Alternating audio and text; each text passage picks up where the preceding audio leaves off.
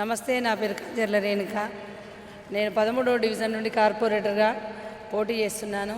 13వ డివిజన్ల ప్రజలందరూ కేసీఆర్ పాలనకు బ్రహ్మరథం పడుతున్నారు. కేసీఆర్ తోటే సాధ్యమవుతుంది, అభివృద్ధి అంటేనే కేసీఆర్, కేసీఆర్ అంటేనే అభివృద్ధి అనే నినాదం తీసుకొస్తున్నారు. అంతేకాకుండా మహిళలకు మాకు పింఛన్స్ ఇచ్చిండ్రు, రేషన్ కార్డులు ఇచ్చిండ్రు, మాకు అన్ని విధాలా అందుబాటులో ఉన్నాడు. కేసీఆర్ పాలన, కేసీఆర్కే ఓటేస్తామని చెప్తుండ్రు. కేసీఆర్ అంటే ముసలోళ్ళు అయితే మాత్రం మాకు పెద్ద కొడుకులాగా అని వాళ్ళు ఆశీర్వదిస్తుండ్రు.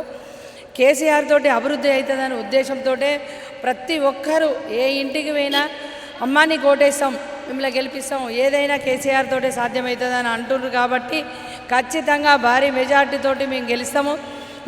ఇప్పుడు మేయర్ పీఠం కూడా బీఆర్ఎస్దే ఉంటుంది. కాబట్టి మేయర్ పీఠం కూడా బీఆర్ఎస్దే ఉంటుందని మేము కూడా అనుకుంటున్నాము. ప్రతి డివిజన్లోనైనా, ఏ డివిజన్ ప్రజలైనా, నా డివిజన్ ప్రజలైనా ఖచ్చితంగా బీఆర్ఎస్ మేయర్ ఉంటుంది. బీఆర్ఎస్ తోటి సాధ్యమవుతుంది అభివృద్ధి అని అంటున్నారు. కాబట్టి ఖచ్చితంగా 2 ఏళ్ల పాలనలో కాంగ్రెస్ ప్రభుత్వం చేసింది ఏమీ లేదని చెప్పేసి వాళ్ళు ప్రతి ఒక్కరు అంటున్నారు. కాంగ్రెస్కు భారీ మెజార్టీ కూడా రాకుండా అభివృద్ధి ధ్యేయంగా కేసీఆర్ ప్రభుత్వం వెళ్ళింది. కాబట్టి అభివృద్ధి కోసమైనా మరి పిల్లలకి చదువుకునే విషయాలైనా, పెద్దవాళ్ళకి పింఛన్స్ అయినా, రేషన్ కార్డ్స్ అయినా, కళ్యాణ లక్ష్యం అంటే ఏంది, అభివృద్ధి, తాగునీటి సమస్య, కాళేశ్వరం ప్రాజెక్టు, ఇవన్నీ అభివృద్ధి చూసుకుంటూ కేసీఆర్ మా పెద్ద కొడుకు కేసీఆర్కి తప్ప మేము ఎవరికి ఓటేయమమ్మా, కేసీఆర్ పాలనతోటి అభివృద్ధి స్టార్ట్ అవుతుందని ప్రతి ఒక్కరూ డివిజన్ ప్రజలు, ముసలోళ్ళు అయితేనేంది, పెద్దవాళ్ళు అయితేనేంది, ఎంప్లాయీస్ అయితేనేంది,